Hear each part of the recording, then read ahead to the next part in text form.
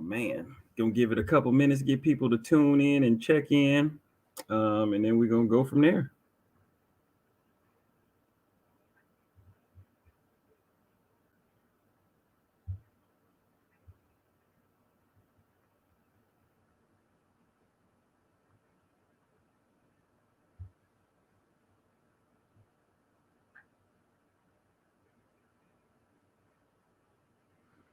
All right, we got a couple people tuning in.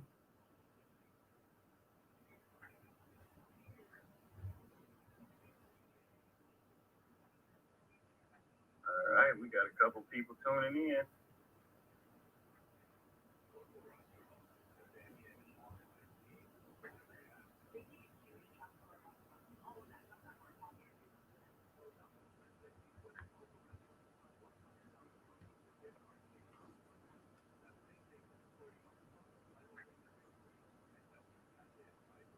All right, so I got a few people that have tuned in, so I'm gonna just dive right into this. So today, coming to you guys with another episode of FuelOrCrutch podcast. Let's talk about it.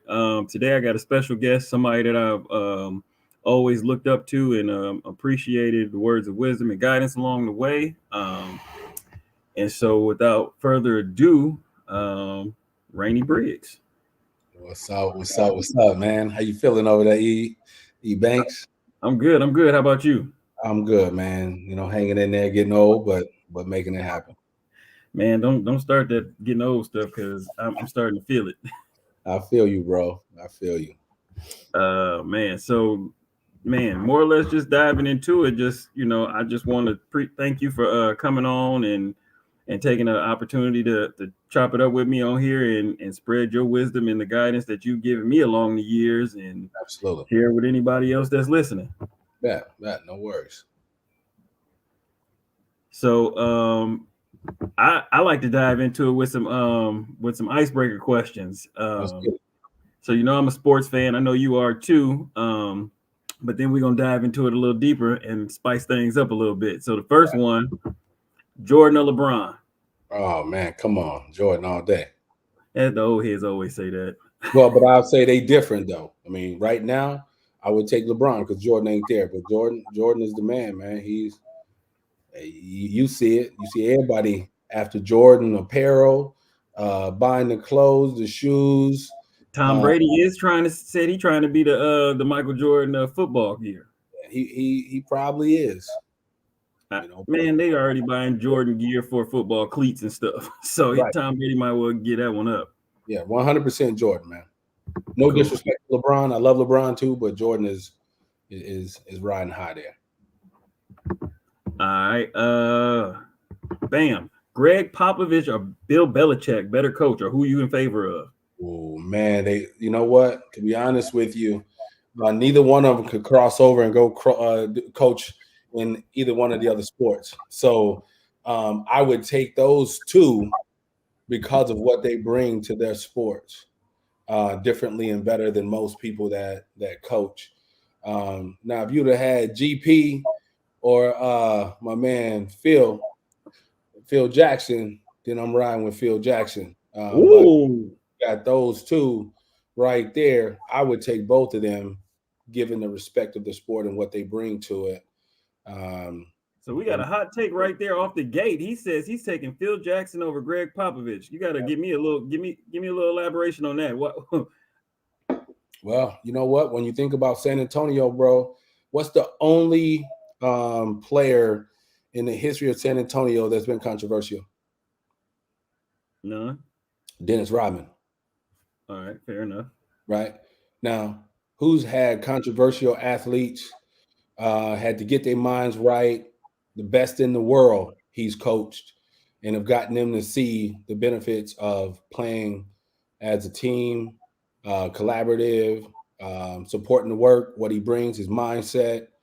You know, Phil has done the job, man. You think about Shaq, Kobe, MJ. So here's my backup question or follow-up question to that. Mm-hmm. Is Phil Jackson a better coach than Greg Popovich or a better player manager? I think it's both. When you think about what he's done with the talent that he's had, they none of them just went out and ran. they actually ran the offense. They ran the triangle in both places and was very successful with it. Although he had the talent, he still made it happen. See, I look at Greg Popovich as a better coach for the simple fact that when he don't have talent, his teams are still competitive. When Phil didn't have Are they the competitive elite right talent, now? huh? Are they competitive right now? Yeah. And Where? even last year, when they were what, the 8th or 9th seed, and they almost made the playoffs, and we know they had no talent. Come on, man. How well did he do? When Phil Jackson lost all them players, and it was just Kobe. Kobe wanted to be traded. Get me out of there. Didn't Kobe win a championship without Shaq? You talking about with Powell and Andrew Bynum and Lamar Yeah, Odom? yeah. Yeah, Those aren't Powell's a Hall of Famer. game moving players, bro. Powell, Hall of Famer. Oh, a lot of people Hall of Famers that shouldn't be. I give you that too now. All right. Let's spice this one up a little bit. Get it.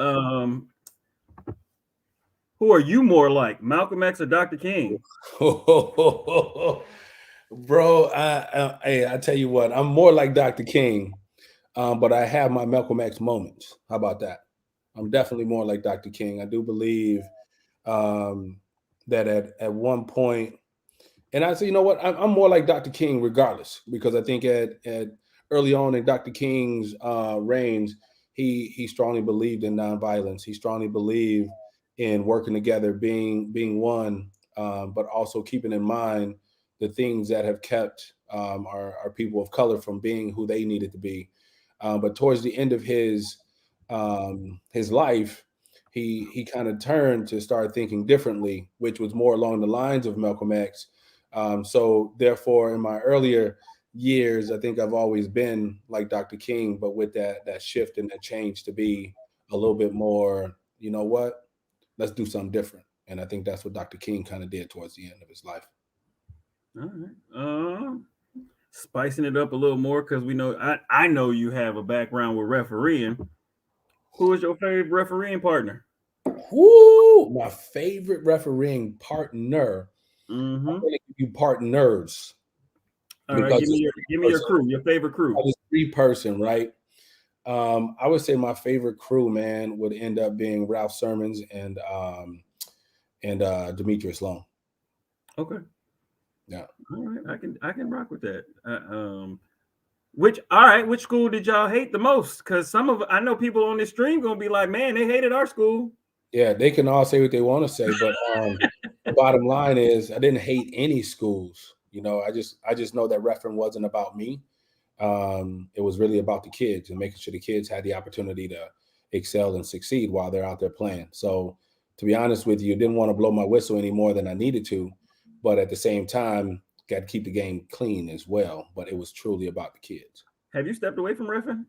Yeah, man, I retired about it'd be about maybe 6 years ago now.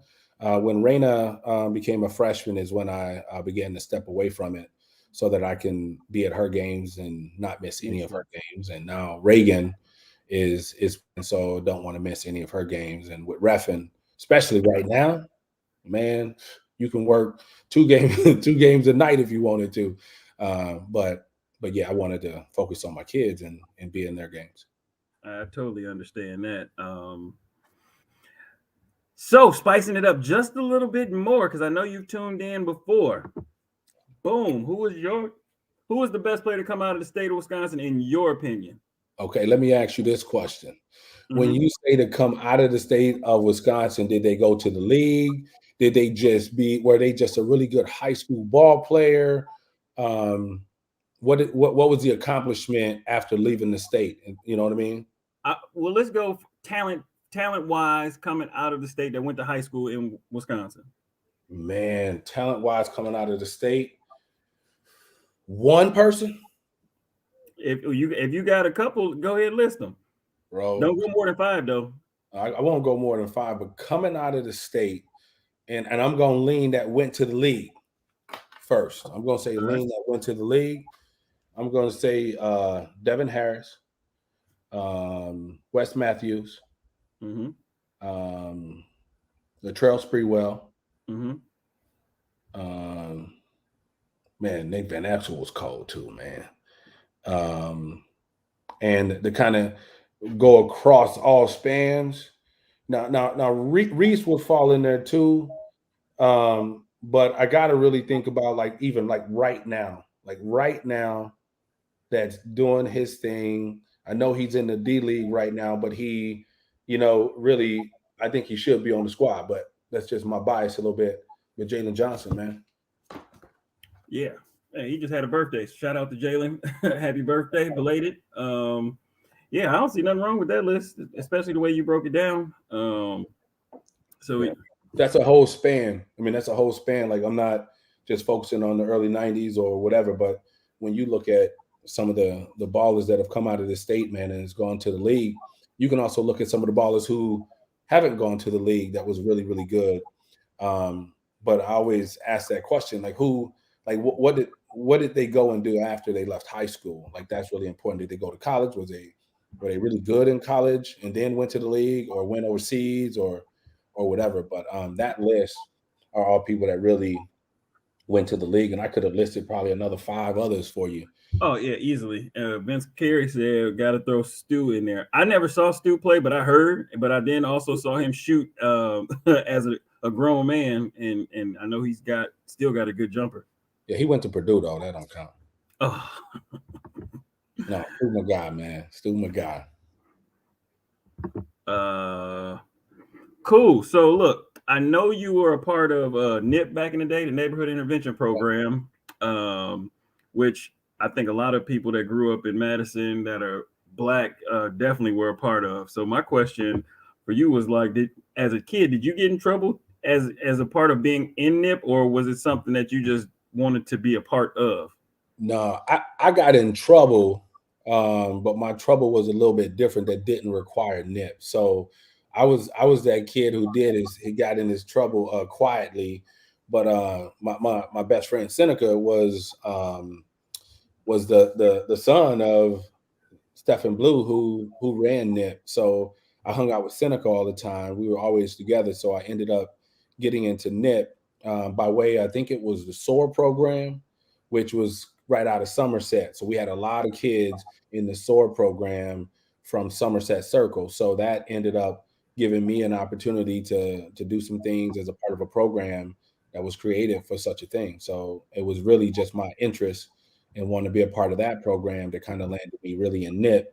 But while in NIP, there was trouble, but I also learned some really important skills and things that I can do to kind of stay out of trouble as much as possible. But yeah, didn't always work. So yeah, that was another question that was literally like, what kind of things did you get yourself involved in to stay out of trouble?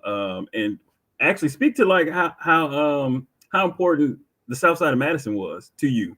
Man, right to this day, I always still brag about the South Side of Madison, man. I wouldn't be who I am today if I wasn't a part of the South Side of Madison. Man, the South Side of Madison, man, was a community, bro. It was a village that really took care of really its people. And when you think about getting in trouble, yeah, you got in trouble, but at the same time, those people who knew you in the village, they really made sure that they said something to you, or maybe even gave you a little chastising. So even when you got home, you got even more chastising from your own folks. So I think the village is so important to me, man, because I never, ever, ever want to forget where I came from, nor do I not want to represent the village well. So everything I do is really keeping the village in mind, because that saved me. I mean, the people that's a part of the village really saved me. They respected me, and still to this day, when I run into people from the village, they really respect me and support the work that I do. Man, I tell people all the time, like the South Side, just when I grew up, when you grew up, like they all literally looked out for you. You could be doing something that you ain't got no business doing. They gonna let you know about it, Oh, and they absolutely. was gonna make sure your peoples knew before you got home, so they was gonna let you know about it too. And so you was always just aware of who was around. So like some of the stupid stuff that we did as kids, we probably would have did way more, but because of the neighborhood and the people around us, or just the people in the neighborhood, there was stuff that we just didn't do Yeah. because we knew that they were watching.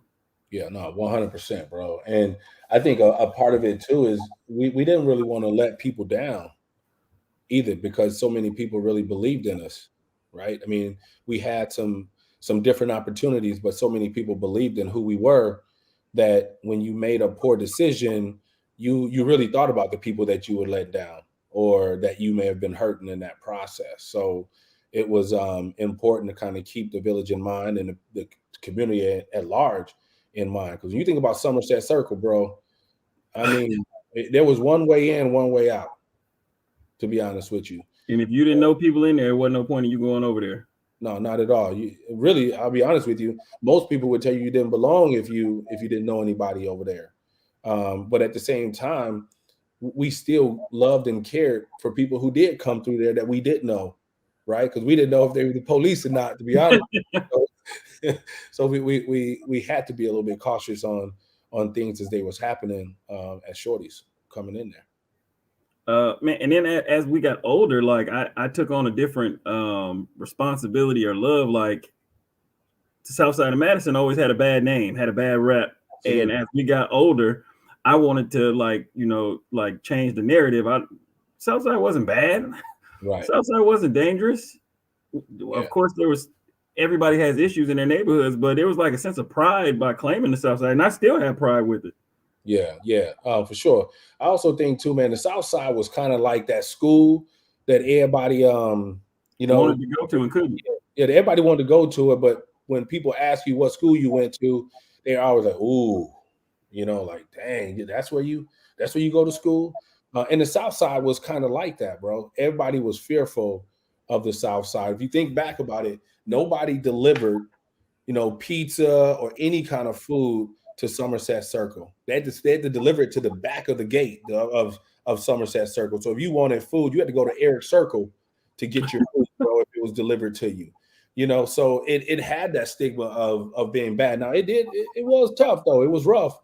But at the same time, that's where they had the pricing of living that most of us could live in, right? When you think about redlining, that was one of the huge places where redlining really existed in the city of Madison, and it was true right there. That's where we live. Man, I was telling so going away to to school and just gaining friends throughout my life or whatever. There'd be so many times people are like, "How did you avoid white people growing up?" I'm like, I never avoided them, but there wasn't many on the South Side in general. Right. And as white as Madison is, there really was not like once we left the South Side to go to school and came back home, the white folks that we saw were pretty much at school. Yeah, I mean that was really the only place we saw white folks is when we went to school, right? And if you remember, I also went to Edgewood. Oh, I was going to talk about that too. We'll get there, but yeah, some real cool stories there. But like Troy did say, man, Troy said the South Side built character. Definitely, right? It really, really did, right? It really changed who we were. So when we got into the real world, we didn't fall for anything that people gave us too. So that was important too. Fair. And so I know you touched on Seneca. So I hope Seneca is watching today. I know he's tuned in a couple of times, but because of I know the relationship and some of the stuff that y'all was into, I got this question for you. Who is the better dancer, you or Seneca? Oh, absolutely, Seneca, man. Seneca was a straight dancer, bro. I couldn't do it, man. I wasn't as agile as Seneca was, man. I was also a little bit thicker and muscular than Seneca, so dancing wasn't my forte. But he was definitely a good dancer, bro. And who had the high top fade? Who was fresher? Oh, Seneca had that high top fade. We just call him Kid and Play, man. He definitely had that high top fade that I think I used to cut it for him all the time, though. I was his barber at the time. So I used to do it right for him, man. So, he's tuned in. Yeah, I used to do it for him though. So, being on the South Side, and one of the staples of being a South Sider was playing for the Spartans and the South Side Raiders. Can you talk a little bit about those experiences? Yeah. Well, first off, I wanted nothing to do with football. I wanted nothing to do with football. So I didn't join the Raiders, I think, until I was either in, I want to say 7th grade, maybe. But the Spartans, I ended up playing with the Spartans a little bit earlier. And, man, the teams that I played a part of, on the Spartans, I mean, you talk about character, you talk about friendships, you talk about building each other up. I can tell you right now, man, the one thing we did not have on our teams was people trying to tear people down, because we all really got along really well, and we had some of the best Spartan teams to ever play for the Madison Spartans, and we had some great coaches, Stephen, Danny, Stephen Blue, Danny Johnson, Dennis McClain, Peter Rubin, the late great, Peter Rubin. We had Sam Vitaggio was a part of that crew too, Sheldon Kincaid. So we had some really cool cats that instilled that work ethic in us, man. That if you wanted to be great, you had to put the time in, but you also had to believe in each other, and that's what the Spartans really did. And then the Southside Raiders, man, I can tell you right now, my first practice out there with them, man, in pads, Dennis Richmond got me on a crackback. That's funny because that was a question I was going to ask.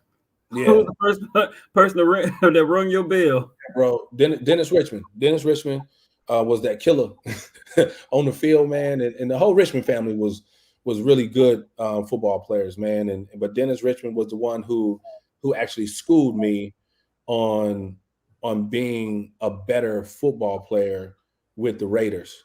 And that's where it really started for me. That crackback started it for me to be the best football player that I could be, which kind of helped me get to where I needed to be in life in terms of football scholarships and stuff like that. But Dennis Richmond was that player that kind of helped me see it right away as I took that crackback on, man.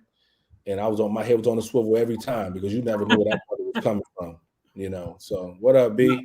Yeah, shout out to Stink, RIP Stink, Dennis Richmond. Man, a Southside, true Southside legend that his name still carries on after he's been gone for a while.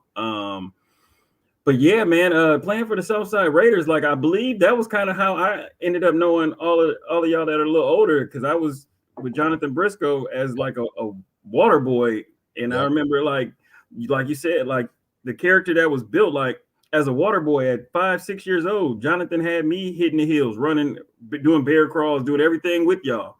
Yeah. So like I remember those days and watching those great teams too. But going back to the Spartans, there's talk that that Spartan team that you and Seneca was on is still one of the greatest Spartan teams ever. Is there truth to that? Yeah, I 100% think there's a lot of truth to that, man. We had some great players. It shifted towards the end of our time there. We ended up, getting some players more from the burbs, but it is what it is. We welcomed them and we did our thing. But that team, man, you think about Juan Rando, Charles Lomax, myself, Lebron Williams. I mean, we were really stacked. Jamar Boyd, Dan Hawk was on that team as well. Like, we had some amazing athletes, man, and we had straight out killers. we didn't play with nobody, man. We really, man, and that's the beauty about like the Southside sports. Most of the time, like for the Southside Raiders and the Spartans, like we were dominant and we were literally homegrown. It wasn't that recruiting and getting players from all over the state, all over the Midwest. Them kids was really from the neighborhood. Yeah. Like some of the Pee Wee football rules that are in place are because of the Southside Raiders. Absolutely. And at during that time, bro, the Southside Raiders probably from about 88 to about 93, 94. I mean, I probably couldn't even count how many ambulance they would just have them posted up in the end zone. Yeah. And it wasn't like we were out there intentionally trying to hurt people. That was just our nature, part of the game, the way we played the game, right? We ran through people. Separate the ball from the ball carrier. Absolutely. But those teams before us too, though, man. When I really think about some of those early Raider teams that consisted of, your Mike Endress, your Lionel Paytons, your The NFL guys, Tyrone Braxton. Tyrone Braxton, Danny Johnson, all those cats, man, they all really paved the way for us to be who we needed to be. Your Damian Johnsons, man, these cats really, Todd Sanders, these cats really laid the foundation for us to be who we needed to be when we came through. They were really good examples on the field for us on how we needed to be and carry on that tradition. The coaches, you had your Will Boy, you had Jonathan Briscoe, you had so many others that really supported us, man, in being who we needed to be. But absolutely, we was knocking people out. That's what we needed to do, right? That's super fair and true as well. And I would say this too, man. When you talk about discipline, that was something on both the Spartans and the Raiders that existed. Like, discipline was one thing that needed to be in place for us to be who we needed to be, whether it was in school or whether it was just on the streets. Those two programs really helped me have the discipline to be what I needed to be and who I needed to be. Shout out to Will Smith. His family is legendary with the Southside Raiders. So we got a question. Real coach in politics. Why do you feel it is such a high percentage of park legends versus college or higher legends? Why do you feel it is such a high percentage of park legends? Oh, man. I definitely coined that phrase, Penn Park legends.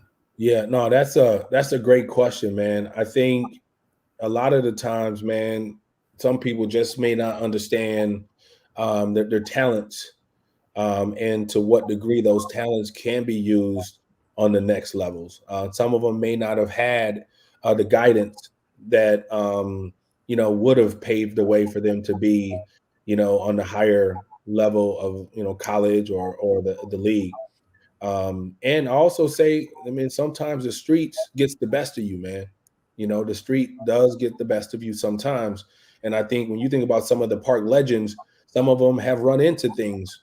Some of them may have had opportunities in a different way that made more sense to them in that time. They may have had different needs at that time as opposed to thinking about college or beyond. So, it's really looking at what are the things that really gets your attention, the needs that you may have in your family in the moment that you have to address, as opposed to looking at the future and what that might hold. So I think, man, sometimes the streets can get the best of you.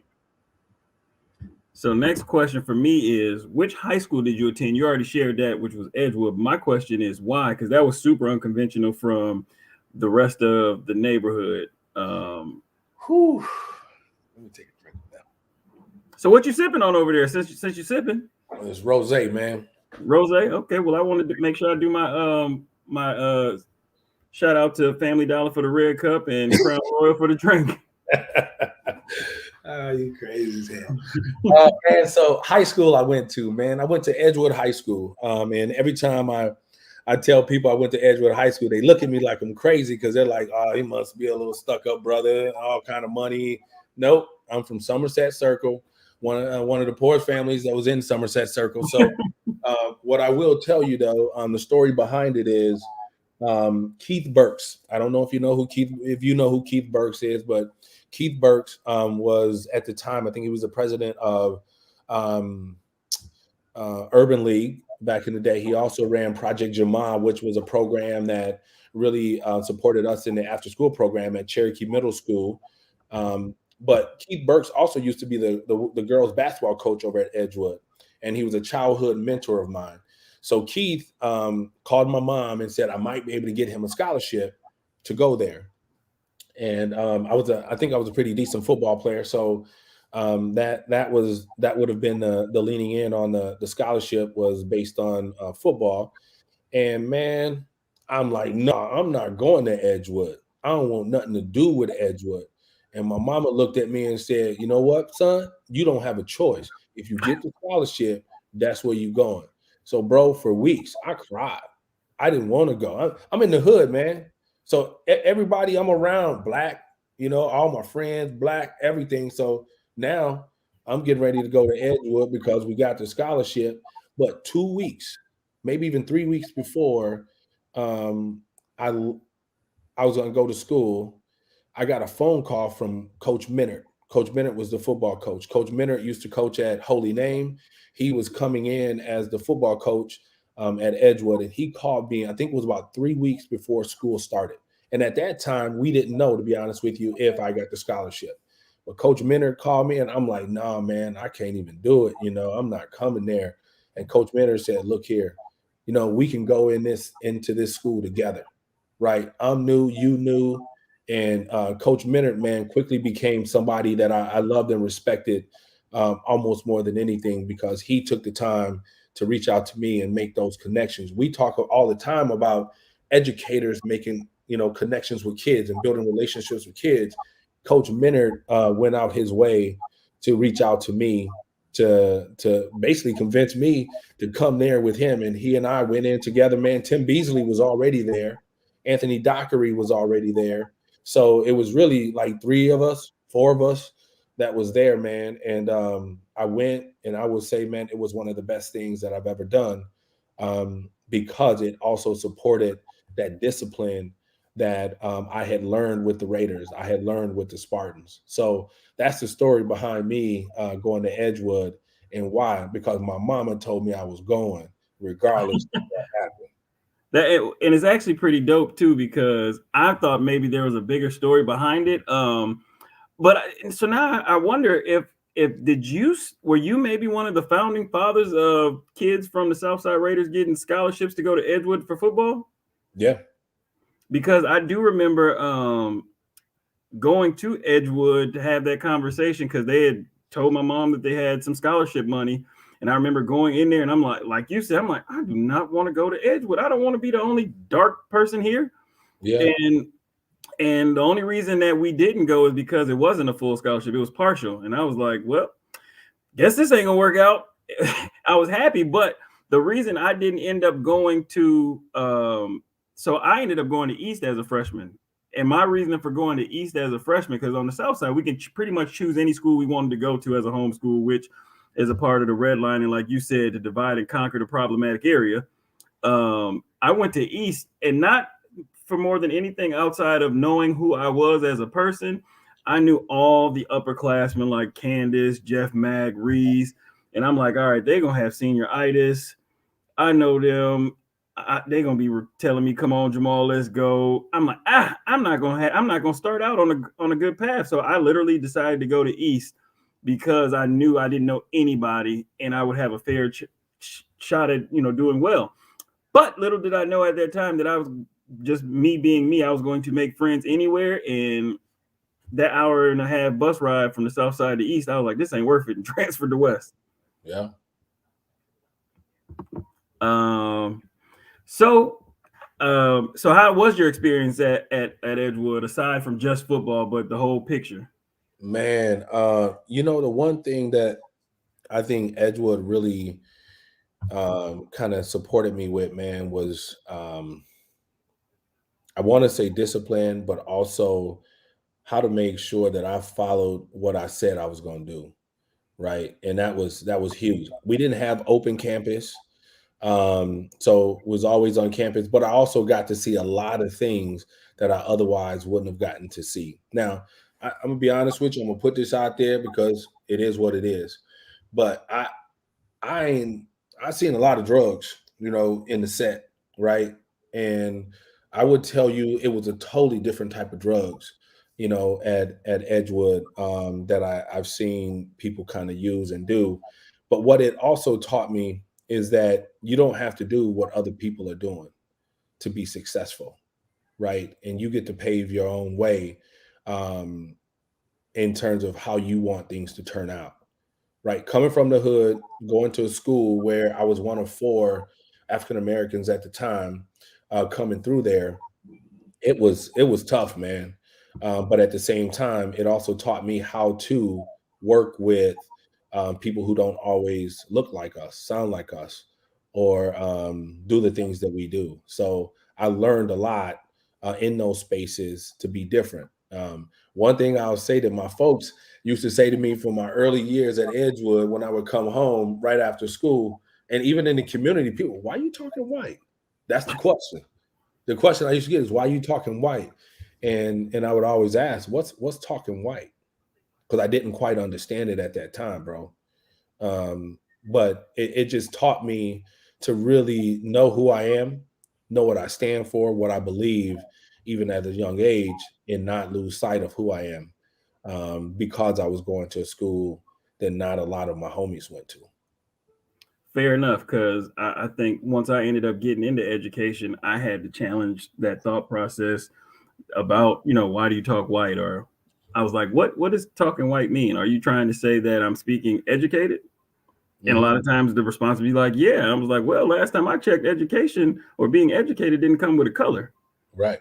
And so it didn't matter what walk of life or it was, you speaking educated was speaking educated. Yeah. Now, if we wanted to go way back in time, being Hit them educated, with the history. Let's go. yeah. But if we wanted to go back in time, well, then being educated was tied to being white because it was against the law for us You to could really, be killed for knowing how to read. right. So it came with a stigma, bro, and that stigma has carried out over the years. When you even look at data right now in schools, you see the group that is, The, falling the, behind the the mark. gap, the achievement gap. Yeah, and that's generational too, bro. Like when you really think about it, how important is school to us? How important do we want school to be to us as Black Americans? There are opportunities that some people get, and there's opportunities that people don't. How much are we willing to put forth to make sure those opportunities are afforded to our Black students, our Black educators, our Latino, students, our Latino educators? We need to make sure that our educators of color and our students of color are getting those opportunities that they deserve, bro. That's not saying that we need to take things away from somebody else, right? We just want to make sure that we're getting those opportunities as well. So once you left Edgewood, I know you went off to college. I believe you went to Winona State, right? No, Or man, Minnesota State. Minnesota State, Mankato.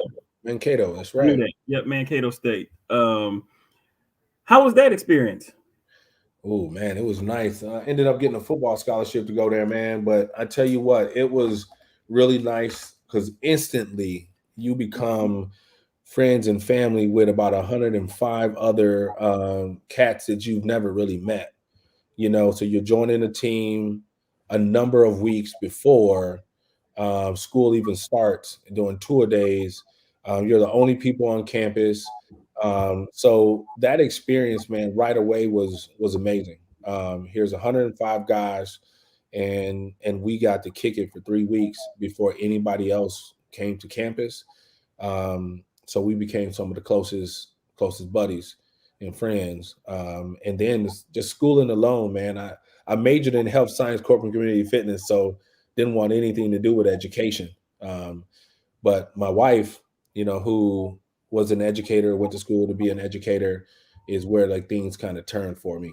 So when did you meet her? Where did you meet her at? At Uh, college or at high school? High school, man. So we've dated since we were 16. Yeah. So High school sweethearts. oh, They do absolutely. that. They do make it. I love it. Yeah, they do. Hey. So other question, like, did you ever even consider an HBCU? I know it wasn't as popular as something that's being talked about now, but just curious to know, was it something that was even on your radar? No, bro, I didn't know anything about HBCUs, right? That wasn't a talk I went to Edgewood, right? So my counselors weren't talking about HBCUs. I'll be honest with you, I don't even think in our community HBCUs were even being talked about. Even part of NIP, it wasn't even talked about. So HBCUs wasn't even something that was thought about that could have even made sense to a lot of us coming through the neighborhood intervention program, coming through NIP or even our schools at that time. Although there was a lot of people that we know right now that's a That little we older than us that went to HBCUs, right? So that wasn't even something that we was even exposed to, bro. and I'll say the only reason I had any exposure to it was because my uncle Rod went to Central State and played football at Central State University, and so I was always aware of it. And then when I got to high school, and it's, of course, compared to today, it still wasn't a big conversation about it. But when I was at West, we did have the HBCU tour where we went to the AUC, the Atlanta University Center, where you got Morris Brown, Clark, Morehouse, and Spelman.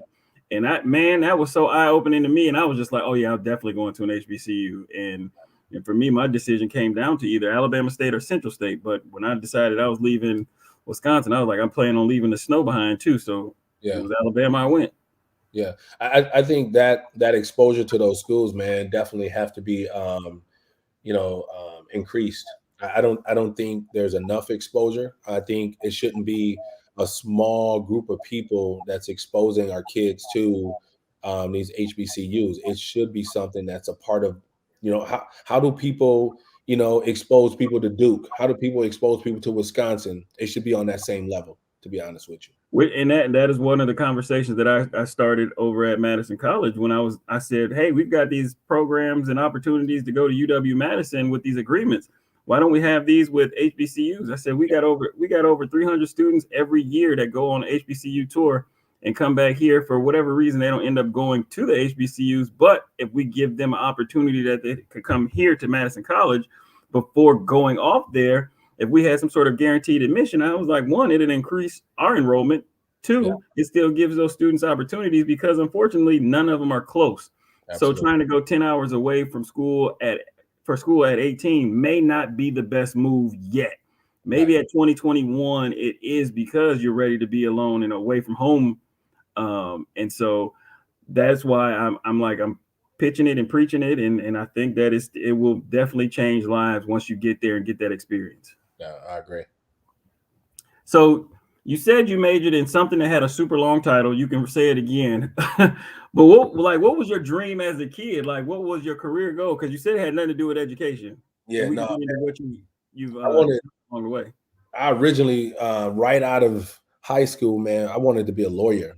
I wanted to really think about law. And there was somebody, man, that worked for NIP, because right out of high school, I wanted to study African American studies as well. And I remember him telling me that you Black, why you got to go study about yourself, So then that kind of took me into the law field, and I would say, man, I thought about law for a week, once I got to campus.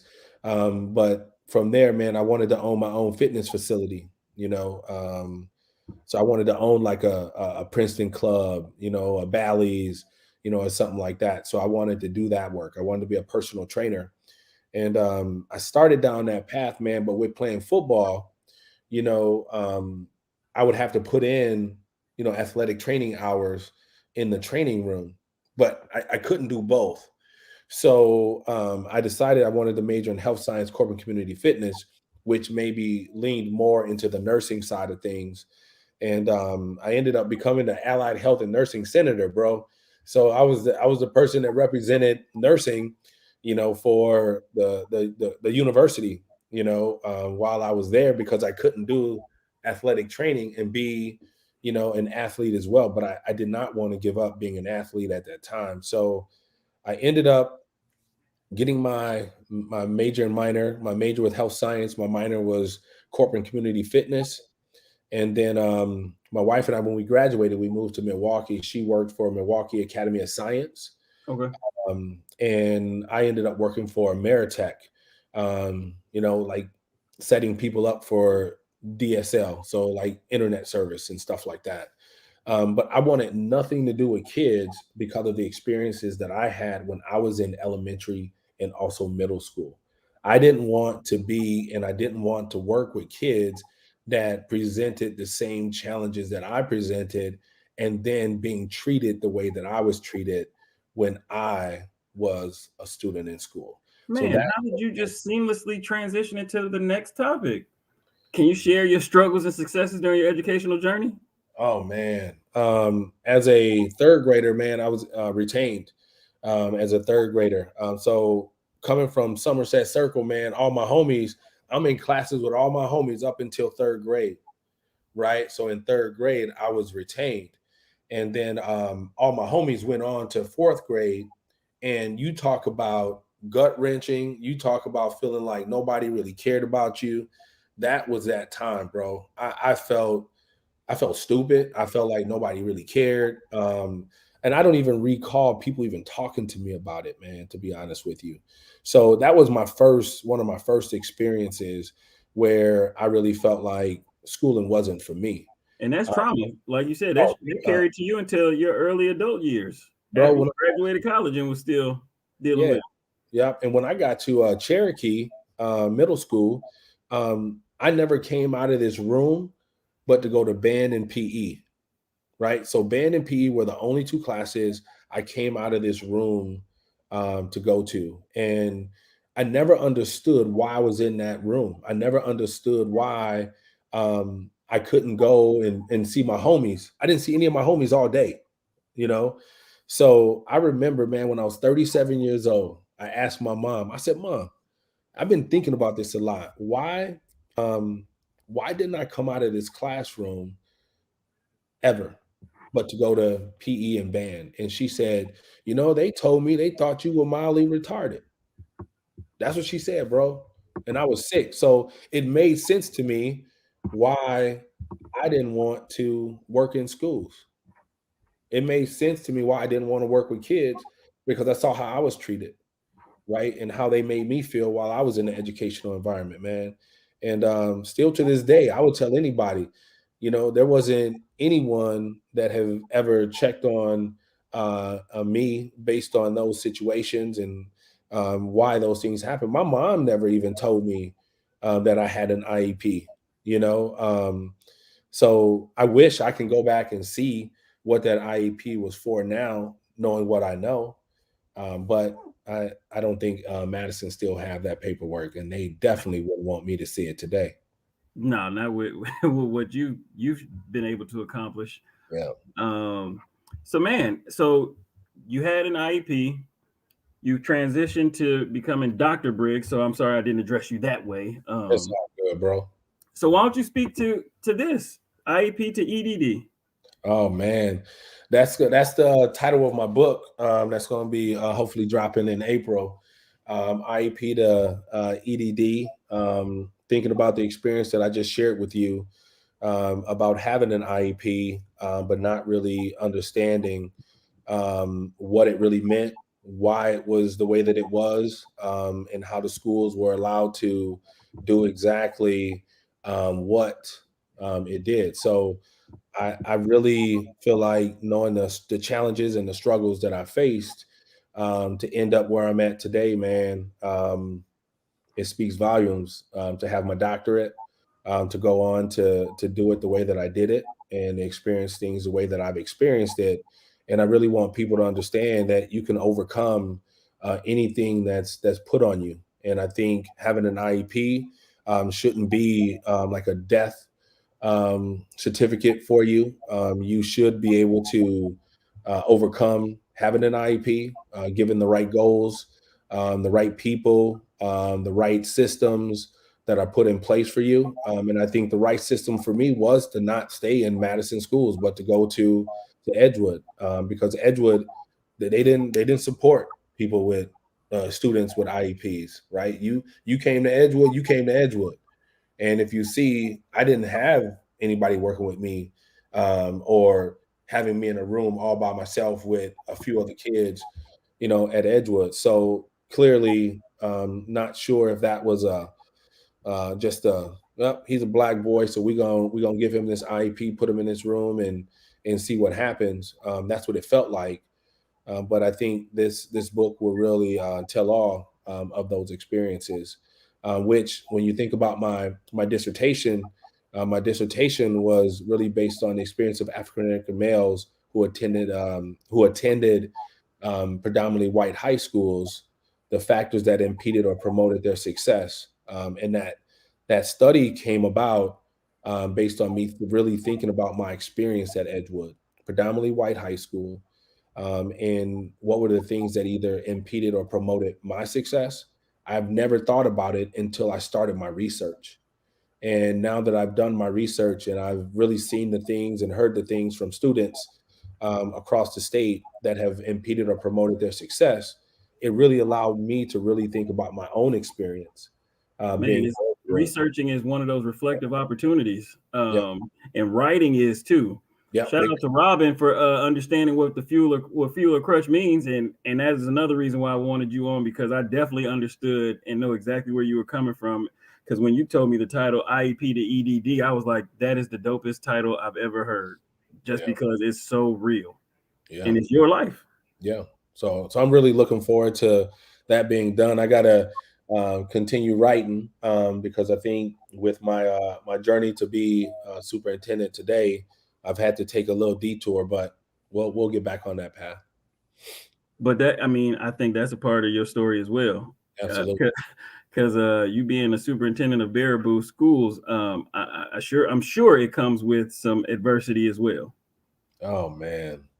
Well, you know as well as I do, 2 years ago, there was the prom photo with the Nazi salute, and that in itself Was that created. Baraboo?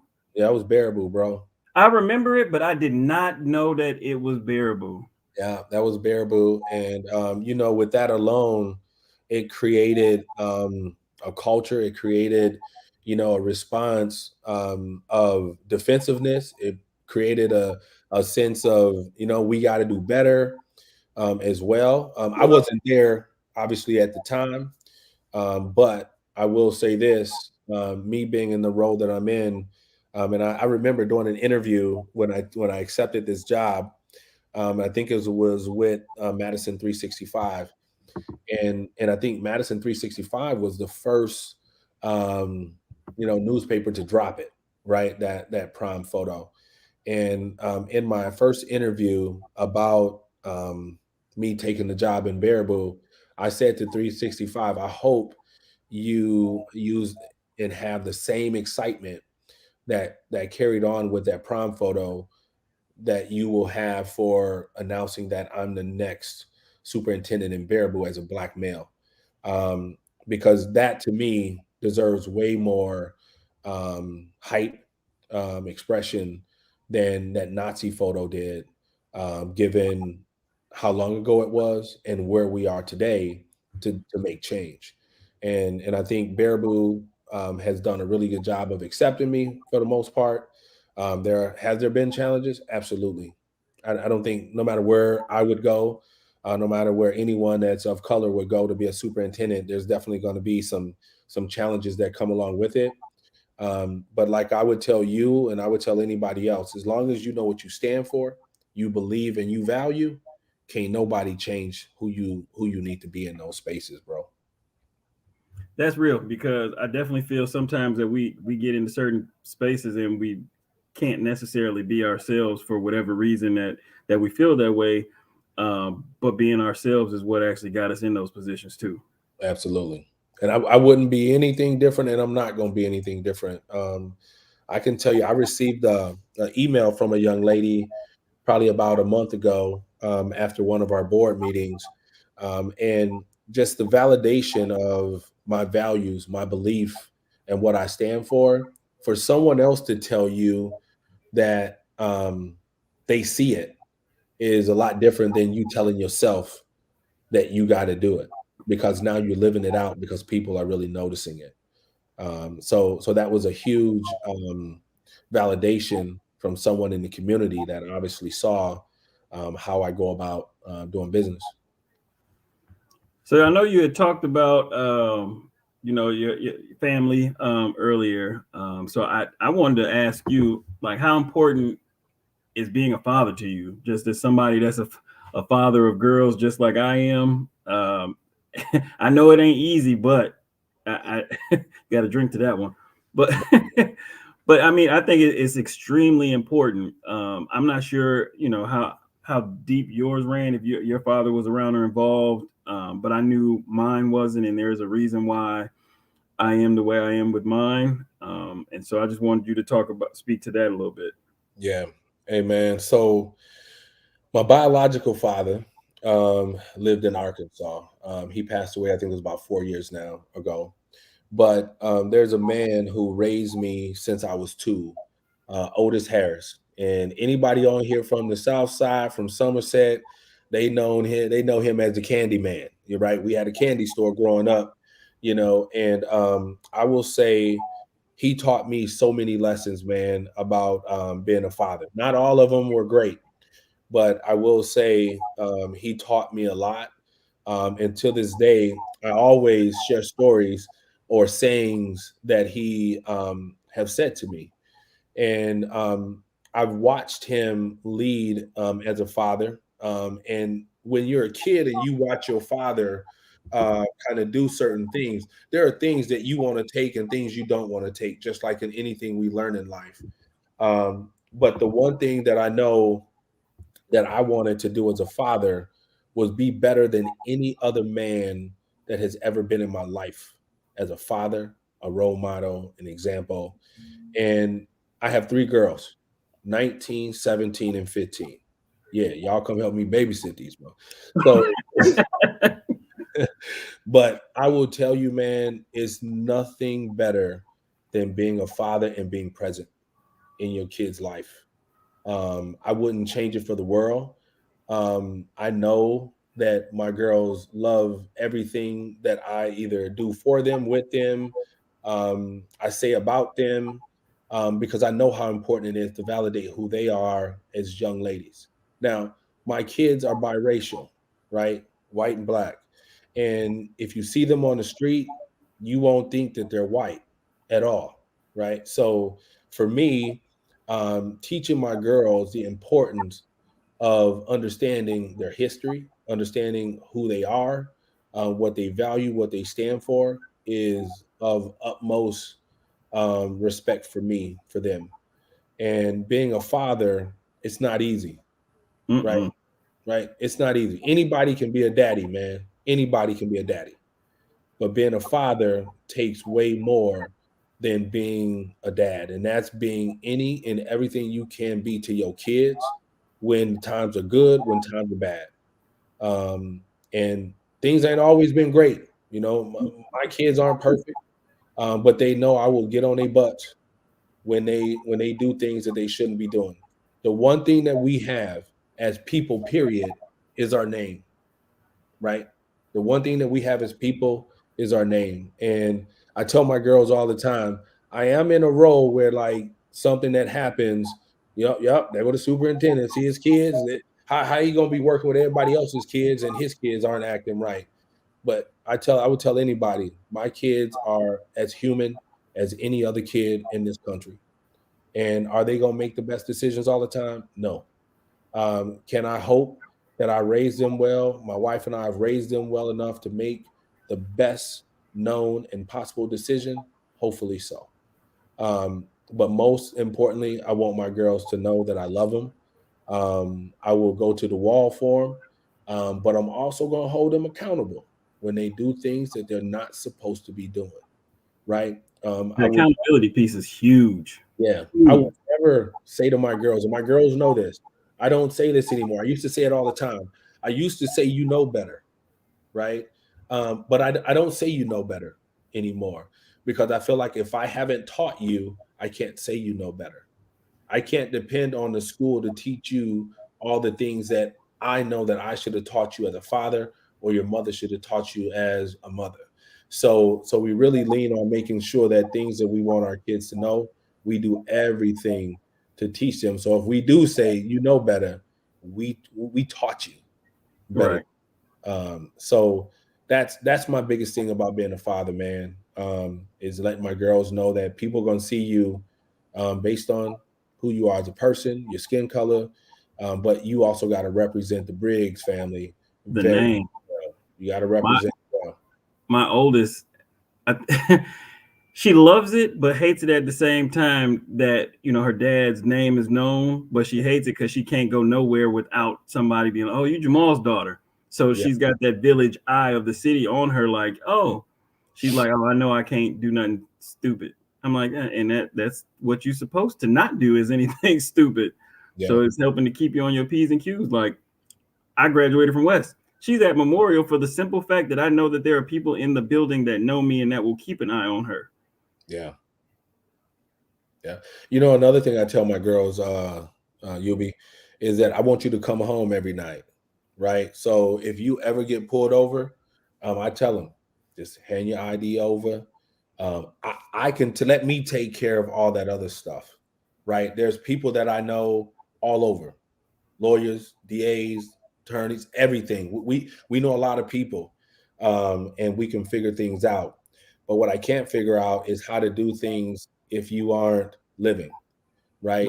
If a poor decision one night causes you to lose your life because an officer or somebody else thought you were doing something that you shouldn't have been doing or going for something that you shouldn't have been going for, I want to be able to tell the story, and I want you to be able to tell the story. So make it home to me, tell me about it, and then let me do what I know I can do to support the situation being different and better for other people as well.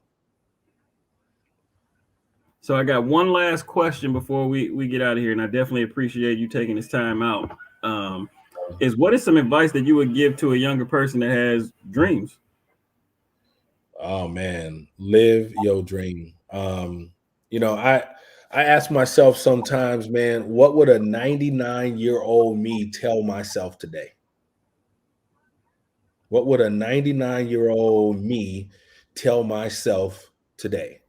And I get stuck on it sometimes because there's so much that I do. But the advice that I would give any young person is to know what you stand for, value, and believe. Don't let anything knock you off your rocker, because you can be great and you will be great. Use the educational system that you have to learn and to understand what it is you need to know, but also understand who you are. Know yourself, know thyself. Don't let somebody else tell you about yourself. You need to also dig deep, understand, research, know your family's history, know what it is that your family has contributed to society, this country, the city, the community. Know those things so that you can speak to those things, while at the same time learning other cultures, right? Gloria Latson Billen, as you think about being culturally responsive and culturally relevant, she really talks about it in a way of, knowing thyself and also getting to know at least one other culture can really help you grow and understand life differently, right? And I think those two things have really helped me grow, not only as a person but also in the work that I do, and having my own business as well. So it's been really fun doing that, but also educating people and giving advice such as what I just shared. Man, I definitely appreciate that. And I think that that's a great way to end this episode. So I definitely appreciate you. Hold on for a second, but I just wanted to let everybody know I appreciate them tuning in and sharing comments. And I plan to continue to do this and bring in more positive people on to speak to their experiences and their lives and whatever else they got to share and offer. So definitely appreciate you and everybody that tuned in. So with that, have a great rest of Sunday and get ready to have a great week. Awesome. Peace.